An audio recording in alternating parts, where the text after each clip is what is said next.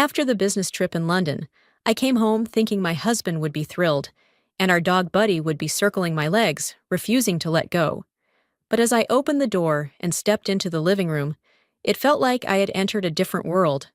The room was empty, not just tidy, but hollow. Only one thing remained: a single divorce letter lying cold on the floor. And then I froze when I saw my son's red robot. It pulled me back into the most heartbreaking memory of my life. My name is Charlotte, 35 years old, a manager of a luxury hotel in Boston.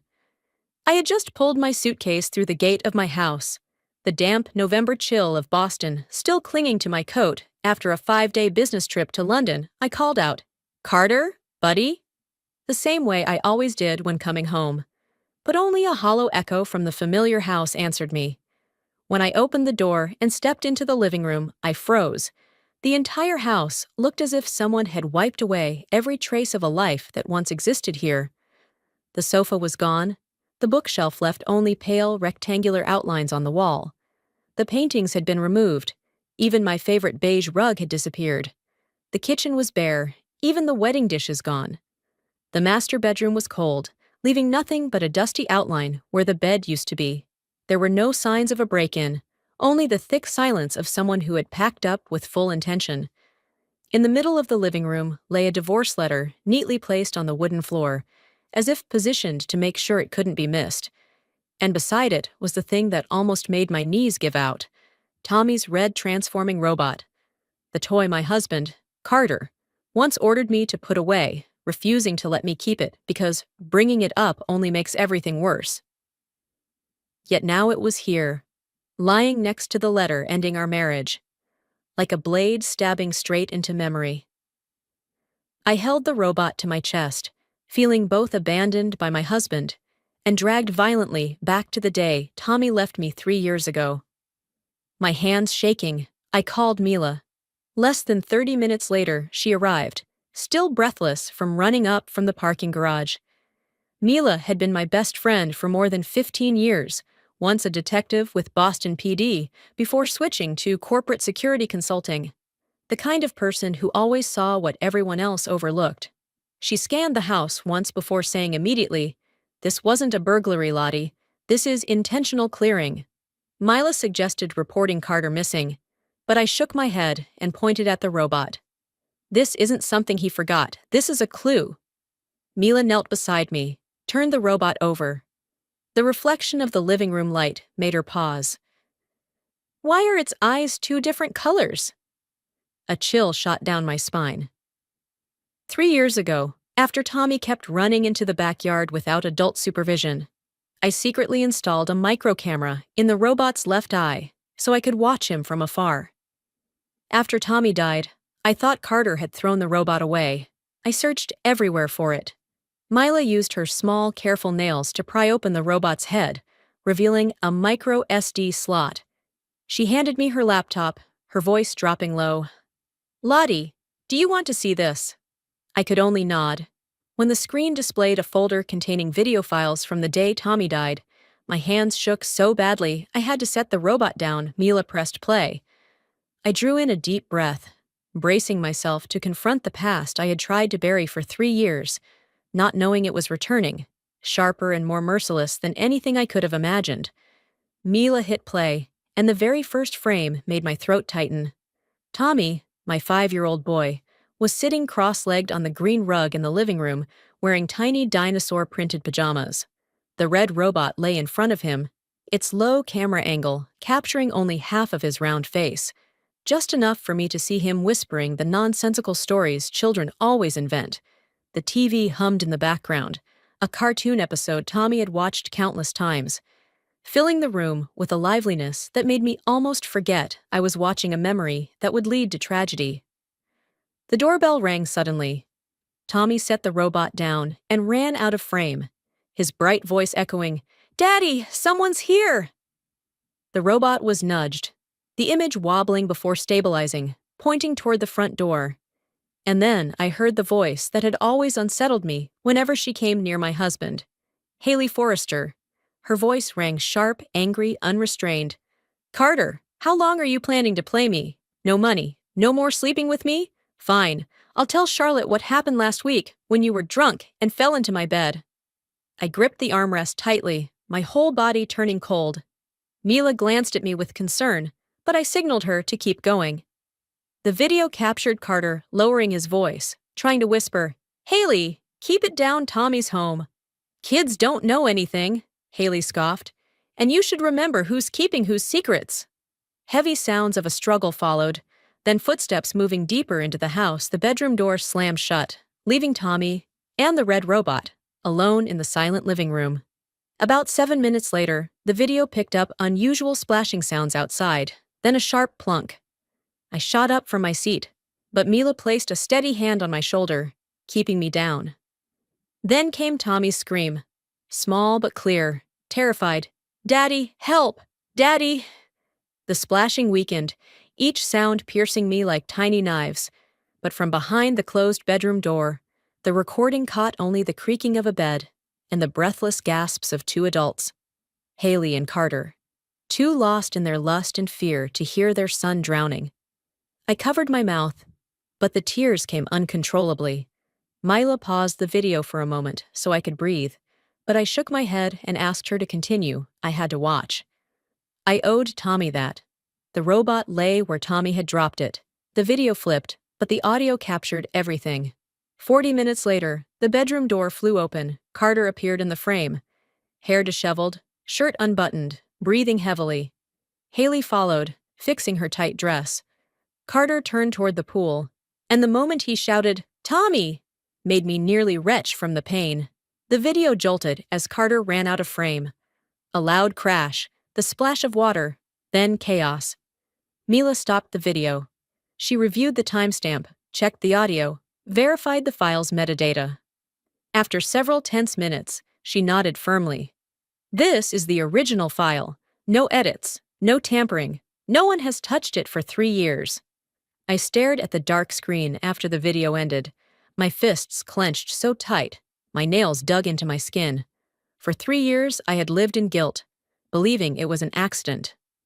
But the truth inside that small red robot revealed something far more brutal. My son did not die by accident. My son was abandoned. And the one who abandoned him was the man I once called my husband. I sat motionless for a few seconds, feeling like the weight of the world had just collapsed onto my shoulders. But Mila didn't let a single moment go to waste. She stood up, carefully gathered the robot and the memory card, and spoke with a cold but clear voice. "Lottie, this is only part of it. We need to look into the things Carter hid more carefully." And immediately, I knew exactly what she meant. The Equity Trust safe deposit box, where Carter and I used to keep our most important documents. We left the house at once, driving through the cobbled streets of Back Bay, the Boston wind piercing through our coats. Equity Trust was located in the financial district downtown. A gray granite building with classic iron-framed windows, solemn and intimidating in this moment. Walking into the bank felt like stepping into a place that was about to confirm every suspicion I desperately didn't want to believe. The staff recognized me. I'd been here many times before, and asked no questions when I requested access to Box 313, the one Carter and I held jointly. Mila walked beside me, silent, but her expression said she was ready to face whatever was inside. The heavy metal door opened into a small private room, separate from the main lobby. My hand trembled slightly as I pulled Box 313 from its compartment. I placed it on the cold steel table, took a breath, and opened the lid. The first thing that appeared was a police report with the conclusion, "Drowning accident." That line now read like a cruel joke, a lazy explanation covering up a darker truth no one had bothered to question. Beneath the report was Tommy's life insurance policy, signed exactly 30 days before my son died, a policy Carter had insisted on taking out, just in case. I remembered that afternoon he pressured me to co-sign, saying it was just a formality, and the beneficiary listed was Carter. My stomach tightened. Mila leaned over and nudged a leather-bound notebook lying in the corner of the box. "Lottie, this looks like an account ledger." I opened it, and the first page took my breath away. 36 consistent transactions, each for $8,000. Over the past 3 years, Mila flipped through a few more pages, her sharp ex-cop eyes immediately spotting the anomaly. The recipient was listed as HL Consulting LLC. The name made my skin crawl. Mila searched it quickly on her phone. Seconds later, she looked up, her eyes darkened. Shell company. No actual office, no employees. Registered owner, Haley Forrester. I felt like I was being strangled. 3 years, 36 transfers, $288,000. All drained from our family's savings, all to hide a truth Carter couldn't face.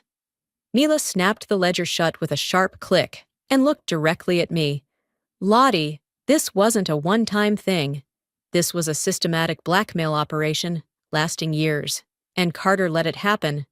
I gripped the edge of the table, the cold metal sinking into my shaking palms. The video had shown me the truth of the day Tommy died. But Box 313 showed me the truth of the 3 years that followed. A truth even filthier. And I knew. This was only the beginning. Mila didn't let me stay frozen in shock for a second longer than necessary. We need to confront Haley, right now. Her voice was so firm I could only nod. For 3 years, I had avoided Haley, uneasy without knowing why. Today, I finally understood. We drove to Forrester Corp., the towering glass building in Cambridge, where Haley had become a darling of the media, the powerful female CEO of the decade. The receptionist recognized me. My hotel had co-hosted events here, and didn't question my request for a private meeting room. Mila walked beside me, dressed neatly like a financial consultant, playing the advisor role flawlessly. The conference room on the 14th floor was so quiet we could hear the air conditioning hum. Haley entered with a smile too polished to be genuine. When she saw me, that smile faltered slightly, but she quickly regained her composure. Charlotte, I thought you were in London. What's so urgent you had to come all the way here? Haley poured water like she was hosting a business partner, not the woman she'd blackmailed for 3 years. I placed the transaction ledger and the life insurance policy on the table and slid them across to her. Mila sat beside me in silence, her eyes tracking every micro-expression on Haley's face. Haley glanced at the documents, then shrugged. Oh, Carter invested in my fund. You know, the transfers are just normal investor activity. I didn't reply. I simply opened the laptop, pulled up the robot's video, and played the exact clip of Haley screaming at Carter, threatening to tell Charlotte everything if he didn't give her money and keep sleeping with her the moment her own voice erupted from the laptop speaker. Haley's face drained of color. She shot to her feet, the chair screeching loudly as it slid back. Where did you get that? Her voice shook, the cool CEO exterior vanishing. I looked her straight in the eyes. From my son. Haley swallowed hard, trying to regain her composure, but failing. A few seconds later, she shifted tactics, like someone used to manipulating situations. She crossed her arms, leaned forward slightly, voice low and threatening. Charlotte, think carefully. If you release that video, Carter will be destroyed, and so will your career. You're a hotel manager. The press loves a juicy family scandal. Are you sure you want all of Boston to know your husband cheated and got blackmailed? Mila stayed silent, but I saw her hand subtly touch the inside pocket, where the tiny recording device was hidden. Every word Haley said was being recorded. Every threat. Every self-incriminating line. I said nothing, just stared at Haley with an expression even I didn't recognize. Pained, but cold. She sensed it and stepped back slightly. Mila, I said, without looking away from Haley, let's go. As we stood, Mila squeezed my arm gently, her way of saying, the entire confrontation was on record, not a word would escape. The conference room door shut behind us, but the fear in Haley's eyes stayed with me, and for the first time in 3 years, I felt the balance of power starting to shift in my favor. We had just reached the building lobby when my phone buzzed, a message from a number I had memorized for over 10 years, but had heard nothing from recently. Carter, Lottie. I'm at the cabin by Sebago Lake. I left the robot for you because I didn't know how else to tell the truth. Please come. I stood frozen for several seconds. The cabin at Sebago Lake, our family's summer retreat, where Tommy once ran laughing through the pine trees, a place Carter had locked and abandoned for 3 years since Tommy's death, a place I had avoided even mentioning, too full of memories. Mila looked at the message, then gently placed a hand on my shoulder. "We're going," she said, as if there was no other option. And truly, I knew I had to face Carter, for the first time since the red robot revealed the horrifying truth. We drove out of Cambridge, heading north, past highways lined with tall, shadowy pines. The closer we got to Maine, the colder and damper the air became, thick with foreboding. Sebago Lake emerged in the distance, a vast sheet of pale water under the evening light, so still it seemed to absorb our breath. The old wooden cabin sat tucked into the forest, its roof covered with dry pine needles, windows dark. The sight of it made my heart twist, as if the house itself was in mourning. Milo walked ahead. I followed. When I knocked, there was no answer. But the doorknob turned easily. It wasn't locked. Inside was pitch black, lit only by the dim glow of a single table lamp. In the middle of the room, Carter sat on the floor, back against the wall, surrounded by empty bottles like relics of countless hopeless nights. He looked up at the sound of footsteps, and the moment he saw me, his entire body seemed to collapse. Carter lunged forward, kneeling before me, gripping the legs of my pants like a drowning man clinging to driftwood. "Lottie, I'm sorry. I'm so sorry." His voice was cracked, broken, nothing like the confident man who once led our family.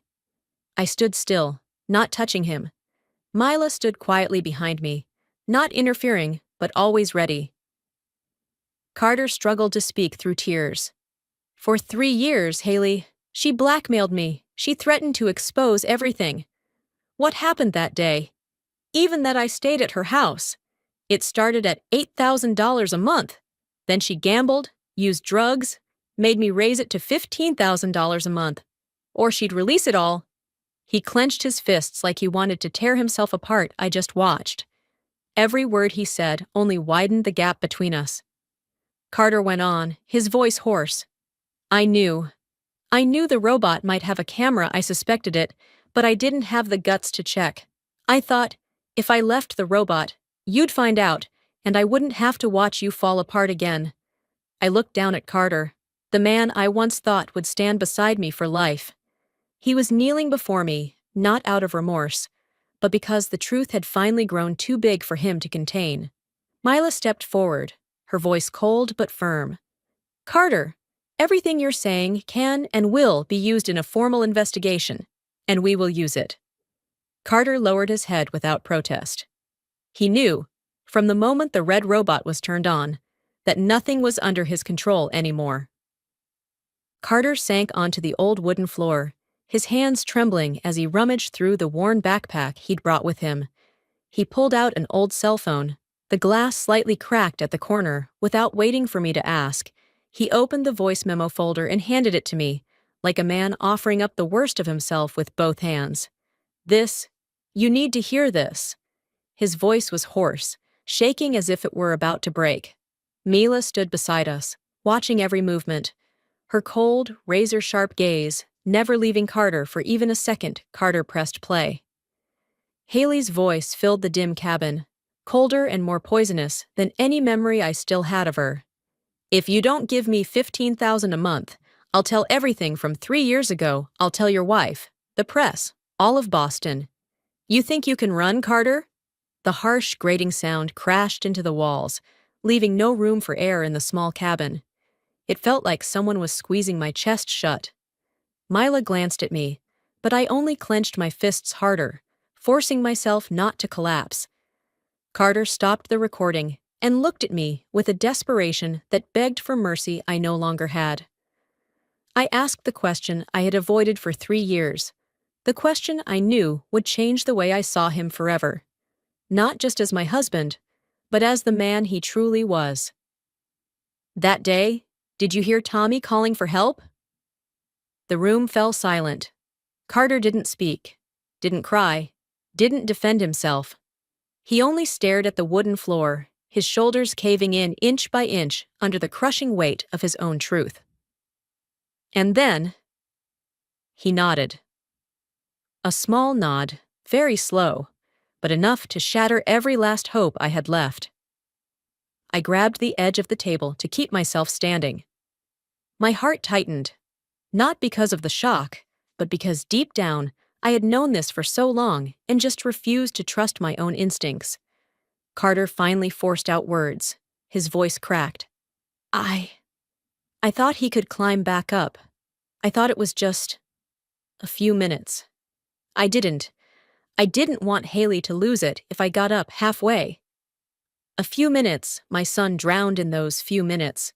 I looked at him, and in that moment, I no longer recognized the man who once vowed to protect this family with his life. Carter wasn't careless. He chose.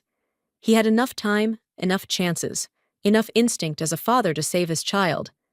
But he chose to ignore it, chose to silence Tommy's cries just to appease the woman who was extorting him. And I understood. Tommy's death wasn't simply an accident.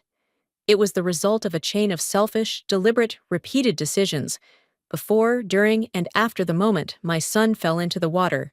Mila stepped forward, placing herself between me and Carter like a wall. Her voice wasn't raised, but it struck like an arrest warrant. "Carter, what you just admitted is no longer something between husband and wife. This isn't morality. This is a crime. And from this moment on, it will be handled by the law." I looked at Carter one last time, not to find a reason to forgive him, but to remember the moment I truly lost him. Not because the marriage ended, but because he had lost his own humanity 3 years ago. Mila didn't let me sink into paralysis for even a minute. While Carter was still slumped on the cabin floor, she stepped onto the porch, pulled out her phone, and said briefly to me, "Lottie, it's time to begin the justice part." I only nodded, too drained to speak. Mila called a former colleague at Boston PD, someone she trusted completely after working several major cases together. Her voice was sharp, efficient, exactly like the investigator she once was. "We have the original video capturing the audio and sequence of events related to a child's death 3 years ago. We have blackmail recordings. We have suspicious money transfers. I need you to open a new file immediately." I heard rapid questions firing from the other end.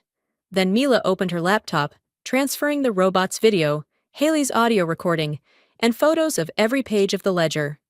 Each time a sent successfully message appeared, I felt another invisible chain loosen from around my neck. After a few minutes of preliminary review, Mila's colleague confirmed through the phone, "This isn't just blackmail. There are signs of money laundering, coercion, and evidence concealment in a death case. We're forming a task force now. Mila, don't let anyone touch anything." Mila hung up and turned to me. "Lottie, from now on, everything must follow proper legal procedure. No negotiating. No compromising." The next day, I sat curled up in my lawyer's office in Boston, a bright room filled with case files, yet it felt like sitting on the edge of a cliff. My lawyer, Marilyn Shaw, a woman in her 50s, with a soft yet scalpel-sharp voice, listened to my entire story without interrupting once.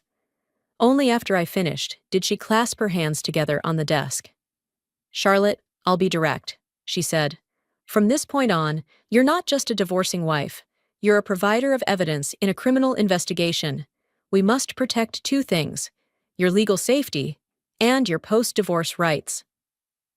Mila sat beside me, adding information with the precision of a trained investigator. The robot footage, the recordings, the money ledger, and Carter's confession. Marilyn jotted notes quickly, then looked at me. "Carter won't go to jail for Tommy's death because the original investigation closed 3 years ago. But he can face civil liability, and he can absolutely lose all his assets if we prove he intentionally concealed and allowed the consequences to happen." I felt my insides burn, yet my voice was eerily calm. "I don't want him in prison. I just want the truth recorded properly. And I want everything that belonged to Tommy to be used the right way. Marilyn nodded, offering a small, approving smile at my resolve.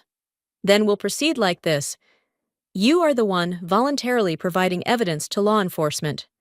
Carter will sign the divorce agreement, forfeiting all of his assets. All of it will be transferred into a fund under Tommy's name. This is legally sound, morally sound, and puts you in the strongest position before the court. Mila looked at me, her eyes gentle but firm. Lottie, this is when you take everything back, not for revenge, but to protect Tommy in the way you never had the chance to. I inhaled deeply, feeling the pain inside me shifting. No longer just a wound, but a force. Justice for Tommy didn't begin with rage. It began with a plan. And we had just laid the first brick. The next morning, while I was still in the lawyer's office finalizing documents, Mila's phone vibrated nonstop. She picked up, exchanged a few sharp words, then turned to me with eyes cold as steel. Lottie, the court just issued an emergency arrest warrant for Haley. My heart thudded once, hard, not from satisfaction, but from the weight of the truth finally rising above the surface. Mila stood immediately, gently pulling me up. Let's go. You need to witness this, so you remember you're no longer trapped in someone else's story. We drove to Cambridge, where the towering Forrester Corp building glinted under the noon sun. As soon as we stepped out of the car, I heard commotion spilling out from the lobby. 2 Boston PD detectives, wearing jackets marked "Detective," were walking toward the elevators with a female employee guiding them.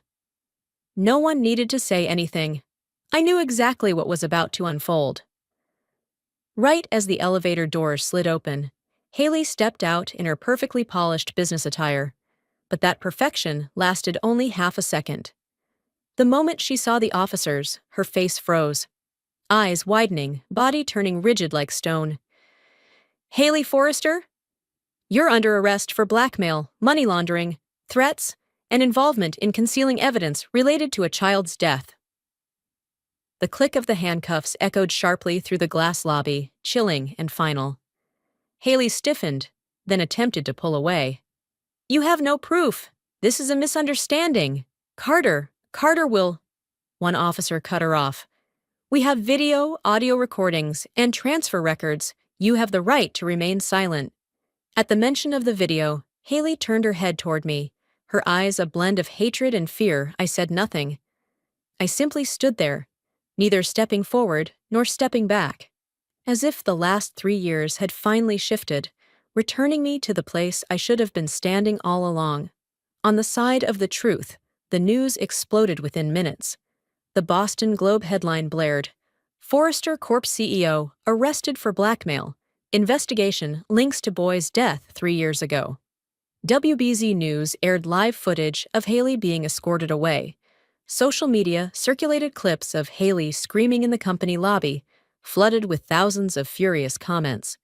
Employees of Forrester Corp crowded around, stunned as their CEO was handcuffed before their eyes. Within an hour, the Forrester Corp Board of Directors held an emergency meeting and announced Haley Forrester's immediate termination. The revolving doors kept spinning. Reporters, photographers, curious office workers, all swarming in to chase the story. And then they found me. Charlotte, did you know Haley was blackmailing your husband? Is it true the video captured the child's cries for help? Did you provide Haley's motive to the police? The questions pelted down like a hailstorm. I stood frozen in the swarm until I felt Mila's hand on my shoulder, steady, protective. She stepped forward, her voice firm, each word cutting cleanly through the chaos. No comment. Let the court do its job. Mila guided me through the crowd. I kept my head down, but I didn't tremble, didn't fear. Because unlike 3 years ago, this time, I was not alone. But the moment I stepped away from the reporters, I realized a more brutal truth. Public opinion is never one-sided. It took just a few hours for social media to turn this story into a shadow trial. Sitting in Mila's car, my phone buzzed nonstop with notifications. When I looked at the screen, hundreds of comments poured in like a waterfall. What kind of mother goes on a work trip and leaves her kid at home? If she'd been there, the boy wouldn't have died. Career women always put work first. No wonder their families fall apart. Carter was wrong, but Charlotte was irresponsible too. My stomach nodded. These were people who'd never met me, never known Tommy, never lived my pain. Yet they claimed the right to pass judgment on my life in just a few cruel sentences. On the other side, many unleashed their fury on Haley. Lock her up! She blackmailed that poor woman for 3 years? What kind of monster is that? Tommy's death can't stay buried anymore. Mila noticed the color draining from my face. She gently took my phone, powered it off, and said calmly, Lottie, listen to me. We don't explain ourselves to the internet. We speak to the court. Something in her voice pulled me out of a drowning current. Mila knew me better than anyone.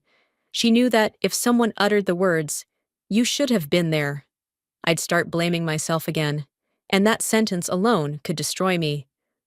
I leaned back in the seat, closed my eyes to breathe, and instead of going home, I asked Mila to stop at the one place I could still see Tommy without being swallowed by grief.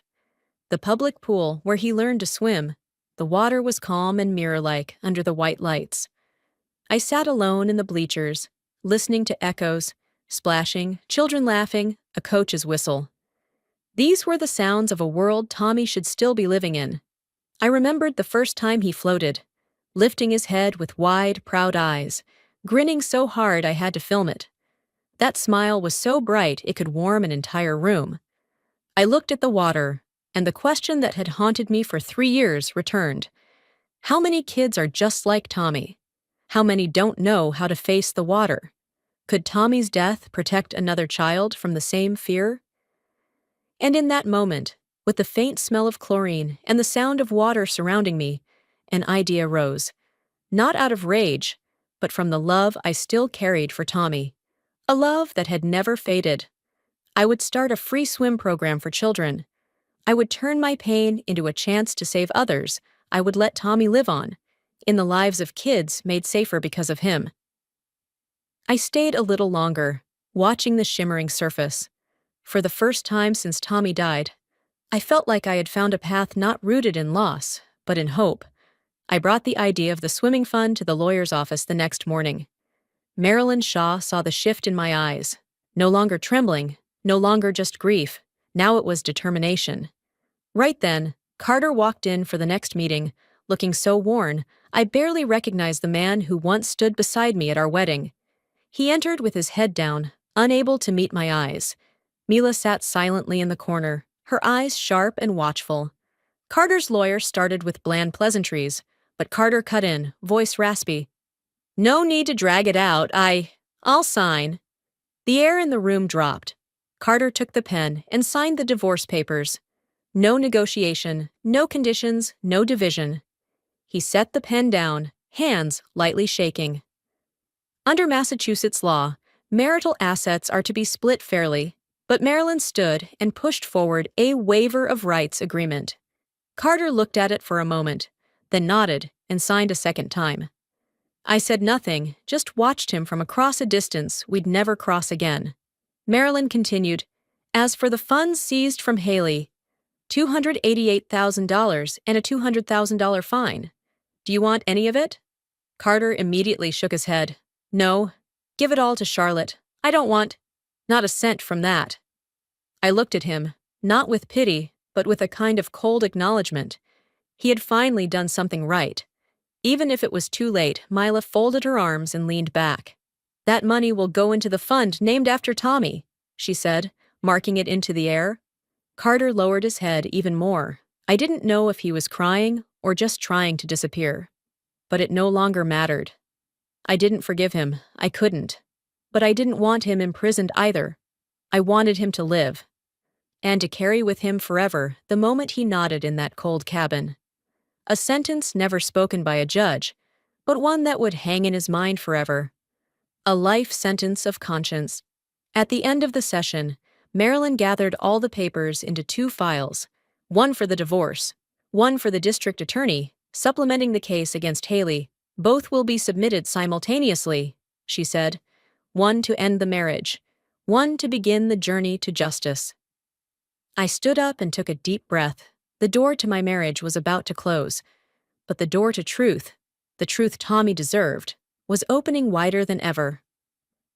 Right after the divorce was filed, the Suffolk County District Attorney contacted me and Mila directly.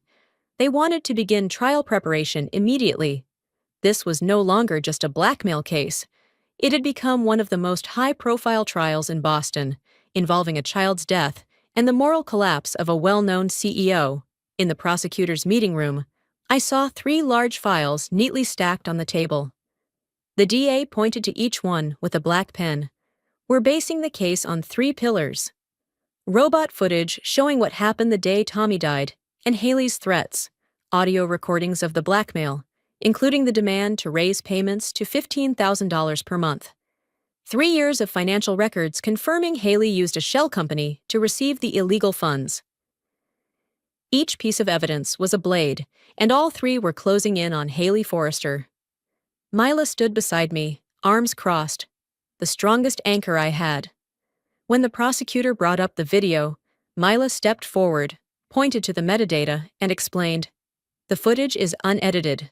Timestamps match. The camera recorded continuously. Static lines are consistent with that model's specs. I'll testify in court as the technical verifier."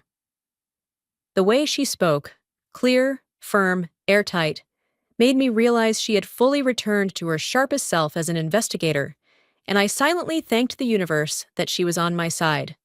The hardest part fell on me. The DA placed a draft of my testimony in front of me.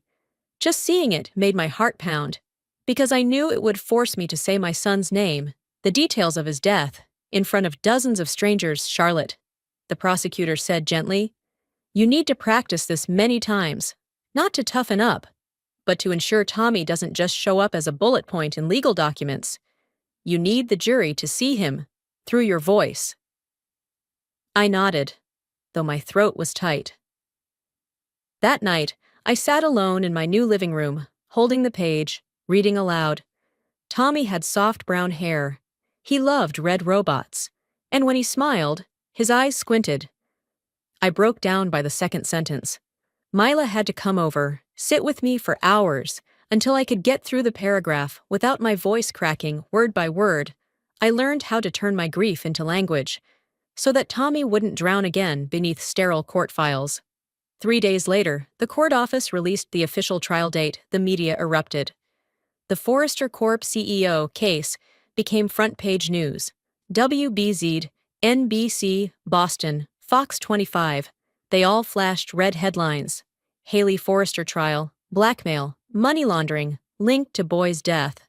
I watched the broadcast without shaking, without fear, feeling only one thing: the truth was moving toward a point of no return.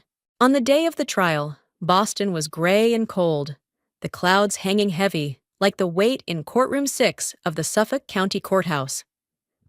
I sat in the front row, my hands clenched under the table until my knuckles turned white. Mila sat on my right, Marilyn on my left, like 2 rails holding me steady. When the judge struck the gavel, the lights in the room dimmed. The prosecutor stood, opened his laptop, and connected it to the large screen behind him. I could hear my heart pounding wildly in my chest. Everything had led me to this moment. "Ladies and gentlemen of the jury," the prosecutor said, "this is footage from a microcamera embedded in the victim's toy robot, recorded on the day the child died." The screen lit up. The first thing to appear was Tommy, my son, in a light blue t-shirt, playing with a red robot on the living room carpet, then the doorbell.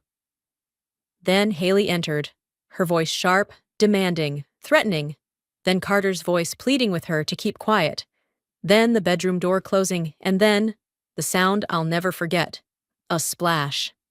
Tommy's terrified cry, "Mommy, help!"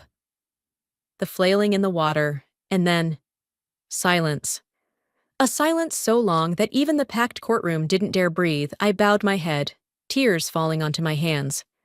Mila placed a hand on my back, light as a breath. The jury, 12 strangers, all stared at the screen, stunned. A woman in the third row covered her mouth. An older man squinted, rage etched across his face. When the video ended, the Boston PD digital forensics expert took the witness stand. "This video," he said, "is original, unedited.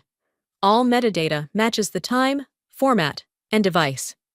Each word struck like a hammer, sealing the last escape. Haley's defense attorney tried to object, but her voice faltered as the judge told her to sit. When it was Haley's turn, she was no longer the powerful CEO. Her hair was messy, eyes dark, lips pale. She tried to deny everything, but her trembling voice couldn't outweigh the video, the recordings, or the 3 years of documented blackmail. After 2 hours of deliberation, the jury returned. When the foreman read the verdict, I only heard the first 3 words, enough to make me cry. "Guilty, on all counts." The judge pronounced the sentence. 7 years in the Massachusetts Correctional Institution. Seizure of $288,000 in illegal gains. An additional $200,000 in civil fines. All to be transferred to Carter Henderson under the law. Carter stood from the back row, his face pale. I didn't turn to look, but I heard him sign the documents his lawyer handed over, signing without hesitation.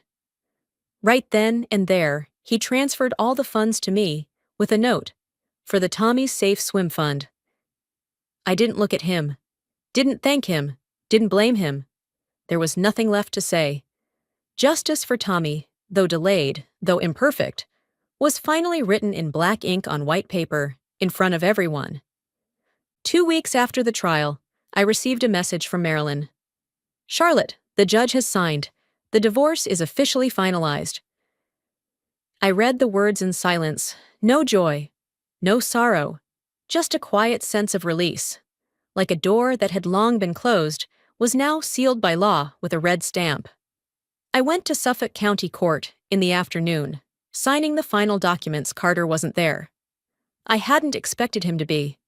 We hadn't seen each other since the trial, and maybe that was the only right thing left between us. I officially received all remaining joint assets, not as a victory, but as the leftover pieces of a shattered life. The compensation from Haley's case was fully transferred into the account I had opened for the Tommy's Safe Swim Foundation, exactly as planned. Leaving the courthouse, I drove straight to the place I had signed for 3 weeks ago, the place I had spent many nights wondering if I deserved. The new penthouse in downtown Boston, located on the 44th floor. It overlooked the Charles River, where each morning the water glistened like tiny drops of gold. In the distance, the docks, boats tied to wooden posts, the soft waves lapping at the shore like a greeting from a life just beginning. I opened the door. No traces of old memories, no lingering items from the past, no Carter's footsteps, no hidden pill bottles, no unfamiliar perfume on the towels. Only open space, clean, bright light flooding the apartment. A new life, with no need to avoid the truth, no need to hide the wounds. I set down my suitcase, opened the last cardboard box, and lifted Tommy's red robot in both hands. No more trembling, no more fear at the sight of it. I had a custom glass case made, clear, minimalist, set on the wooden shelf by the large window, the light from the Charles reflected on the glass, shimmering in the robot's little eyes, eyes that had seen the truth adults tried to ignore. I placed the robot inside and gently closed the lid. No longer evidence, no longer accusation, no longer a weapon. Now it was a witness, a reminder that the truth had finally been seen and spoken aloud, no longer buried at the bottom of a pool. I stood at the window, looking over Boston beneath my feet, the traffic, the bridges, the glittering water. A new life was beginning, a life without Carter. A life where Tommy, somehow, would still walk with me. I spent the next 2 weeks doing what I had promised myself that night on the pool bleachers, turning pain into something good for other children. With the compensation from the trial and the remaining assets from the divorce, I founded the Tommy's Safe Swim Foundation, a fund offering free swim scholarships, sponsoring instructors, and organizing water safety education events for children across Boston. The community pool, where Tommy first learned to float, became the venue for a small launch event. No press, no long speeches, just a few families, A few instructors and children running around, their laughter echoing across the green-blue water. At the entrance, I hung a small plaque of light-colored wood. In loving memory of Tommy, let every child learn to stay afloat. When it was time to speak, I stepped beside the pool railing, feeling the warm mist in the air. My heart beat calmly, no longer trembling like during trial rehearsals. Today, I was speaking as a mother, not a witness. "I just want to say one thing," I began, my voice steadier than I expected. "No child should ever pay the price for an adult's silence, and no pain should stay buried at the bottom of a pool. Today, Tommy is seen through every laugh from these kids." The room was silent for a few seconds. Then the applause broke out, sincere and warm. I looked around, and there, in the back row, stood Mila, arms crossed, eyes a little red, but smiling proudly. She clapped slowly, not just for Tommy, but for me, someone who had fought her way up from the darkest depths. Mila once said justice isn't just punishing the guilty, but saving the ones who survive today. I understood that more than ever. After the trial and the fund's opening, Carter vanished from Boston. Not in the sense of running away, but in the sense of withdrawing from the world. Mila received word from the police. He had returned to the old cabin by Sabeka Lake, where it all began, and where every lie ended. He refused to take back a single cent from the compensation. He stayed off the media. He contacted no one. He just lived quietly by the lake, day after day, staring at the still water, as if seeking forgiveness in a place where there was no one left to forgive him. A sentence not handed down by a court. No parole, no second chances. A life sentence of conscience. One early summer evening, Boston's sky was so clear that even the smallest stars were visible. Mila and I sat on the penthouse balcony, the wind from the Charles River cool and calm.